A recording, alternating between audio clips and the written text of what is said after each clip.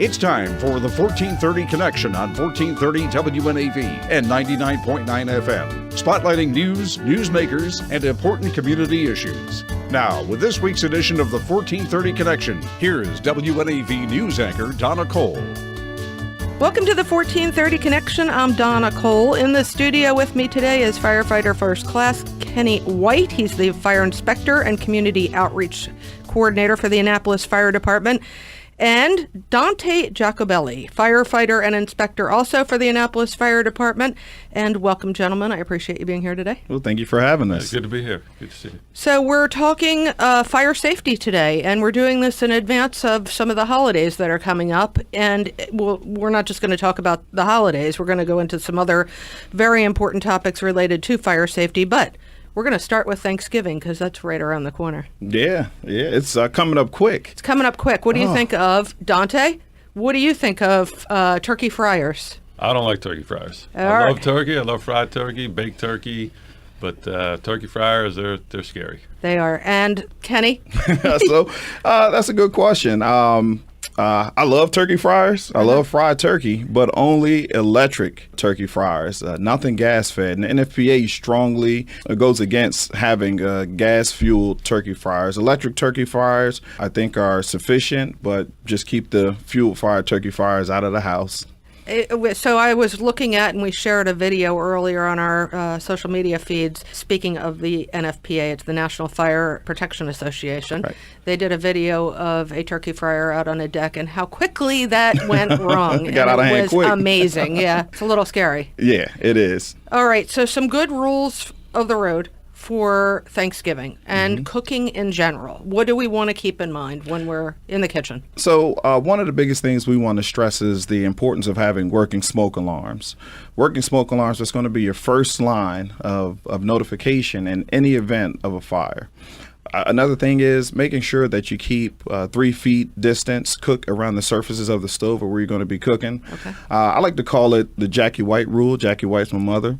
So if you're in the kitchen and you're not cooking, get out. If she can reach you within 3 feet, you want to make sure you stay out of the kitchen. So she taught you that from a young age. She taught us that from a young age. Yep. Maybe a hand upside the back of the head, but it's okay. So we want to make sure we keep that 3 feet distance. Also, make sure your burners are clean. And if there are any fires, if you're frying anything, if you're just simmering or boiling, make sure you stay in the kitchen. Don't leave the kitchen because things get out of hand quick. All right. If something does get out of hand, should the homeowner take it upon themselves, the chef, take it upon themselves to try to put that fire out, or to call you first? Which comes first? Well, if it's going to be a grease fire, meaning you might have something in a pan that's frying up, you may have a grease fire. You don't want to take that pan and try to run out the house with it. Okay. You need, a few things for fire to start. You need fuel, you need heat, you need oxygen, and you don't want to feed the fire any of those things. So if there's something on the stove that catches on fire and it's in a pot, take a pot cover and cover it over. That's all you have to do, just cover it over. You don't have to take it off the stove, don't run through a house because you're going to be feeding a lot of oxygen and that makes it worse. Okay. If there's a fire in the oven, you don't want to open the oven and take the contents out. Leave it in the oven, turn it off, turn the stove off, leave it in. If it's something small that you can control as a homeowner, attempt to do that first. If it gets out of hand, then you want to make sure you call us, get everyone out of the house and call us as soon as you can. Okay. And thank you for that. I did, in recent history, full disclosure, have... well, never mind. We had a little toaster issue, and the fire department came out. Thank you all for doing what you do. So I will say that. It was under control relatively quickly. And Dante, did Kenny miss anything that you would... And by the way, I said this when you came in. Dante is perhaps the best name for a firefighter I've ever met. Yeah, you covered a lot of good things there. One thing is, cooking is still the number one cause of fire in the country. So one thing people do also to remember that they're in there cooking, because we don't want anybody to leave the cooking, that we want them to stay in the kitchen until they're done. Set a timer. You got a timer on your microwave, you have a timer on the oven. So set a timer in case you do get distracted and leave the room. You hear the timer go off, it brings you back in the room and you can finish cooking. Perfect. So, All right, we'll go over some of the numbers that I took from the National Fire Protection Association website. Their website's great. It's nfpa.org for those that are interested. We're going to take a short break. We will come right back. This is Donna Cole on the 1430 Connection.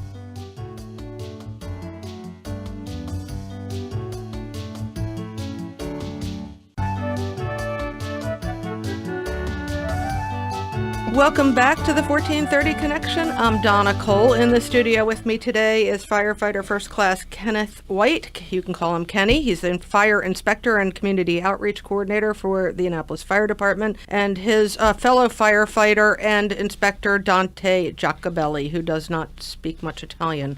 Negative. Buongiorno. Pizza, rigatoni, that's about There it. you go. All right, Thanksgiving by the numbers. Thanksgiving is the peak day for home cooking fires, followed by Christmas Day and Christmas Eve. In 2015, U.S. fire departments responded to an estimated 1,760 home cooking fires on Thanksgiving. The peak day for such fires, unattended cooking, was by far the leading contributing factor in cooking fires and fire deaths.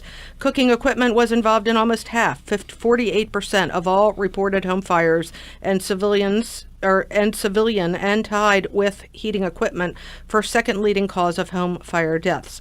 The NFPA strongly discourages the use of turkey fryers. Okay, we just went through Thanksgiving.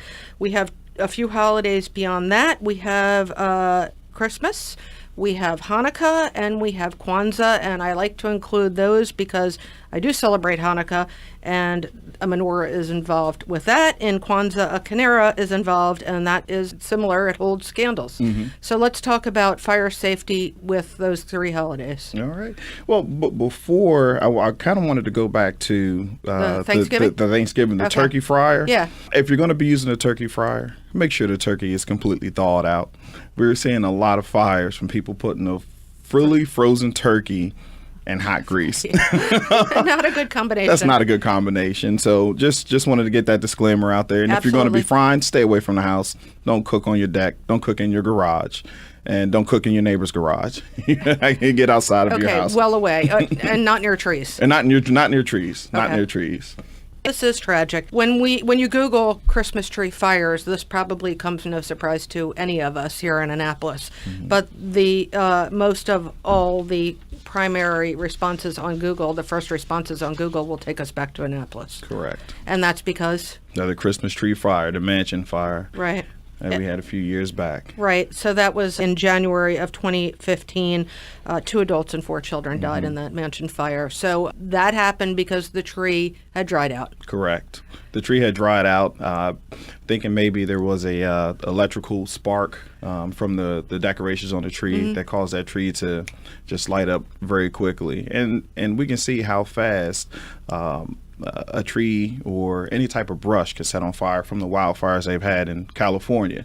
It moves quickly, but when you bring that inside of a structure and your Christmas tree is dried out, all you need is that spark, and before you know it, it goes up quick. So don't get your tree too far in advance, and don't keep it up too much later then, right? Correct. And make sure it's watered. Water's the big deal. Yeah. Water's the big deal. Make sure your tree is watered. And there's a test that you can take if you pluck a what am I looking for? What's the word needle. I'm looking for? A needle, correct, off of the tree, and it breaks easily. Your tree is dehydrated, for lack of better terms. So you want to make sure you either add more water or you dispose of that tree. But I always circle this back around to smoke alarms. Always make sure you have working smoke alarms in your home, just in case. And also you want to be a little careful of some of the decorations too, the artificial decorations. I had someone bring past our office a electronic candle that had burned up.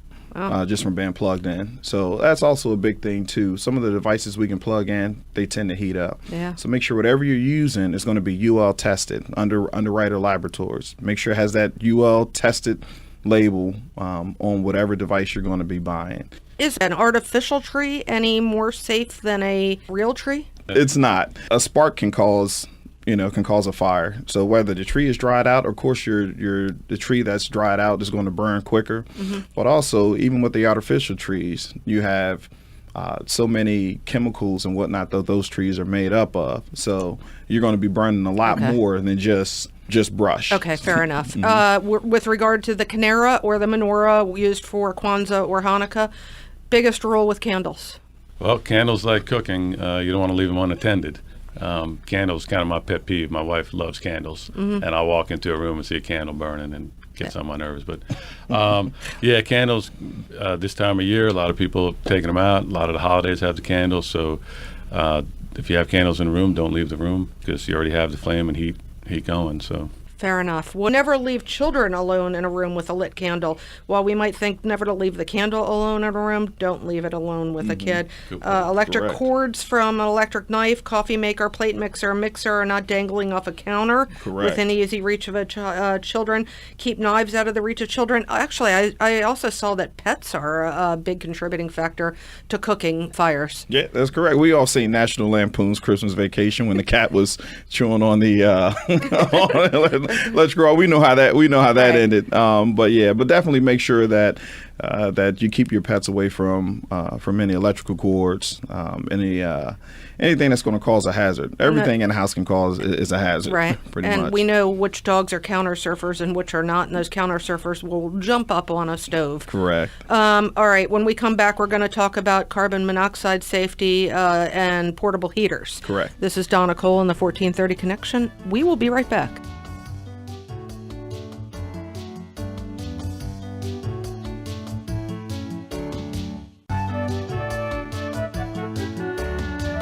Welcome back to the 1430 Connection. I'm Donna Cole. In the studio with me today is firefighter first class Kenny White. He's a fire inspector and community outreach coordinator for the Annapolis Fire Department.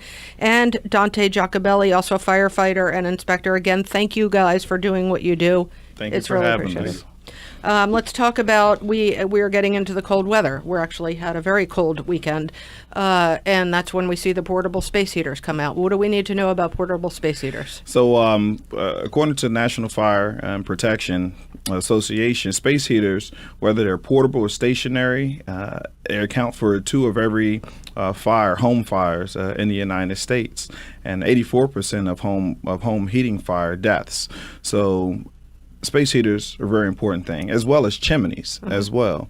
We get a lot of chimney fires around this time of year because our citizens want to use their chimneys, but they don't have them cleaned out, or they don't open the flue. So those are some tidbits, some safety tips that you can keep in mind before you. How often should a chimney be cleaned out? So we suggest having it cleaned out every year Oh, okay. before you use it. I mean, I know there's a number out there that's probably gonna say, hey, every so so Right. many years, but for me, I'm a big safety Well, nerd. you're a firefighter, yeah. Correct. So, before use, have it cleaned out. Okay. Before the year, before you start to use it for the year, have it cleaned out. By a professional. By a professional, not by yourself. We want Because you will come out for those falls down the flue also, correct, right? or people get stuck. So. Don't play Santa Claus. Yes, Okay. correct. And don't place anything too close to any heating equipment. As kids, around space heaters, we used to get our blankets and curl up near the space heaters, not really understanding the dangers or the hazard behind it. So you want to make sure that you keep at least 3 to 5 feet away from a space heater. Never go to bed with your space heaters on. Okay. Turn them off and unplug them. As well as going back to the child and pet thing, they can easily be knocked over. A lot of the space heaters have a fail-safe where they knock over, they shut off, but you don't want to count on that. Okay. So when you go to bed, make sure they're turned off, make sure they're unplugged, and teach your family and kids how important that is not to plug it up or not to turn it on without adult supervision. And power loss, generator gets lit up. Where do we want to keep those generators? We want to keep those generators outside of the home. Nowhere in the home, outside of the home. But back to space heaters Yeah. real quick. We want to make sure that they're not plugged up into a extension cord, and you don't want to have them plugged into a power strip. Okay. Okay, you want them to be plugged into a Directly dedicated. into the outlet. Okay. Correct, directly into an outlet. So, that's what I have for. Are extension cords just bad news?